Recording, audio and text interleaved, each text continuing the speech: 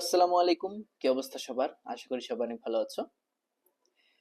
তোমাদের জন্য দুইটা নিউজ। একটা হচ্ছে গুড নিউজ আর আরেকটা হচ্ছে ব্যাড নিউজ। ব্যাড নিউজটাই আগে বলি। ব্যাড নিউজটা হচ্ছে আজকে থেকে আমরা স্ট্যাটিস্টিক্স নিয়ে আলোচনা শুরু করব। পরিসংখ্যানের কনসেপ্টগুলো কেন মেশিন লার্নিং এ লাগে, সো এই জন্য আমাদের হালকা পাতলা থিওরি জানতে হবে। তো আমরা এতক্ষণ পর্যন্ত যে পাইথনের কোড দিয়ে মজাগুলো পাচ্ছিলাম, এই মজাগুলো নেক্সট 2-3টা ক্লাস আমরা পাবো না বা একটু কম পাবো।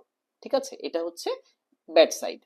আর গুড সাইড হচ্ছে এটা কোনো ভার্সিটির স্ট্যাটিস্টিক্স থিওরিটিক্যাল কোর্স না যে এখানে তোমাদের লাইফ তেজপাতা করে ফেলানো হবে আননেসেসারি থিওরি দিয়ে, যে জিনিসগুলো আমাদের লাগবে না, মিন, মিডিয়ান, মোড, এভারেজ, তারপর টি ইনডেক্স, জেড ইনডেক্স, একদম সবকিছু আমি পড়াবো না। যে জিনিসগুলো না হইলেই না এবং যে জিনিসগুলো মেশিন লার্নিং মডেলের সাথে রিলেটেড, এক্স্যাক্টলি ওই জিনিসগুলাই পড়াবো। আমি এমন ভাবে রিয়েল লাইফ এক্সাম্পল দিয়ে শেখানোর ট্রাই করব যাতে করে এই জিনিসগুলা লাইফে সেকেন্ড টাইম আর কখনো পড়া না লাগে। আমি পার্সোনালি কোডে বিশ্বাসী এবং খুব মিনিমালিস্টিক, অর্থাৎ যতটুকু থিওরি আমার না জানলেই না, আমি ট্রাই করি সবকিছু সবসময় প্র্যাকটিক্যালি শেখার, কোড দিয়ে শেখার। সো এই যে যাত্রাটুকু, এই যাত্রাটুকুতে আমি ট্রাই করব সবচেয়ে কম কতটুকু শিখিয়ে তোমাদের বেটার আউটপুট দেওয়া যায় বা কোডে আবার ব্যাক করানো যায়। ঠিক আছে, এটা হচ্ছে গুড সাইড। তাহলে চলো আমরা শুরু করি।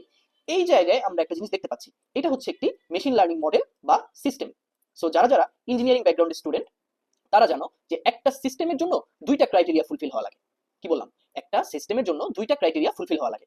অর্থাৎ একটা সিস্টেমে কিছু ইনপুট থাকা লাগে এবং ওই সিস্টেম থেকে একটা আউটপুট জেনারেট হওয়া লাগে। যদি আমার এই দুইটা ক্রাইটেরিয়া ফুলফিল করে তাহলে ওইটা একটা সিস্টেম। এখানে যে মেশিন লার্নিং মডেল, এই মডেলেরও কিছু ইনপুট থাকতে হবে এবং এখান থেকে একটা আউটপুট বের হতে হবে।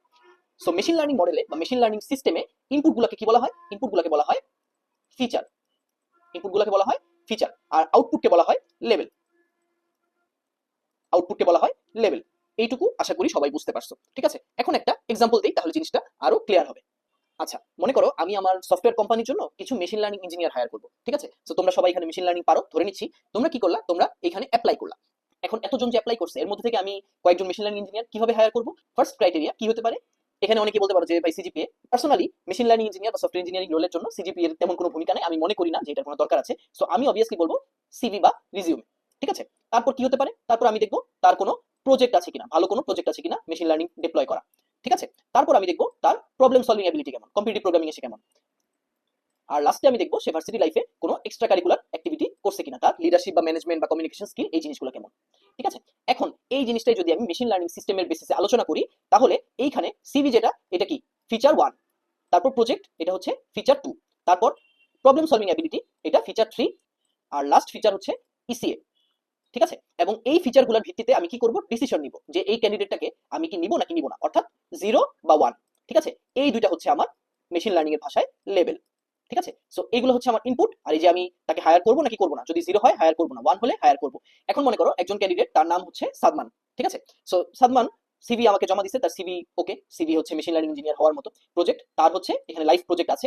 ঠিক আছে, প্রবলেম সলভিং সে এতটা প্রবলেম সলভিং কখনো করে নাই। ঠিক আছে, তাহলে এটা তার ফুলফিল হয় নাই। আর এক্সট্রা কারিকুলার অ্যাক্টিভিটি, সে হচ্ছে এক্সট্রা কারিকুলার অ্যাক্টিভিটি ভার্সি লাইফে ক্লাবিং এর সাথে অ্যাক্টিভ ছিল।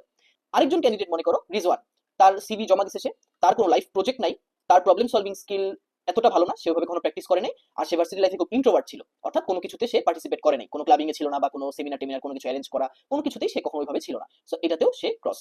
ঠিক আছে, তারপর আরেকজন ক্যান্ডিডেট, ওর নাম হচ্ছে মুহি, যার সিভি আউটস্ট্যান্ডিং, তার লাইফ প্রজেক্ট আছে, প্রবলেম সলভিং এবিলিটি আছে এবং সে ভার্সিটি লাইফে রোবোটিক্স নিয়ে অনেক কাজ টাজ করছে, তারপর বিভিন্ন ধরনের সেমিনার টেমিনার অনেক কিছু অ্যারেঞ্জ করছে। তাহলে মনে করো যে আমার এখন এই তিনটা ক্যান্ডিডেটের মধ্যে আমি একজনকে নিতে পারবো। ঠিক আছে, তাহলে এই জায়গায় যদি আমরা একটা স্কোর অ্যানালিসিস করি, এখানে যদি সবাইকে আমরা একটা স্কোর দিই, এর স্কোর কত? 3/4। সাবমানের রিজওয়ানের স্কোর কত? 1/4। আর মুহির স্কোর কত? 4/4। ঠিক আছে, সো মুহিকে আমি এখন কি করব? এইচআর রাউন্ডে পাঠিয়ে দিব, এইচআর এর সাথে সে স্যালারি নেগোসিয়েশন করবে। আর কিছু ক্যান্ডিডেট থাকে যারা খুবই হাই সিজিপিএ টপার, বাট তাদের এই ধরনের কোনো প্রজেক্ট নাই, প্রবলেম সলভিং এবিলিটি নাই, তারপর সিভি অত ভালো না, তাদেরকে ফার্স্ট রাউন্ডে স্ক্রিন আউট করে দিব, অর্থাৎ তাদেরকে ইন্টারভিউ ডাকা হবে না।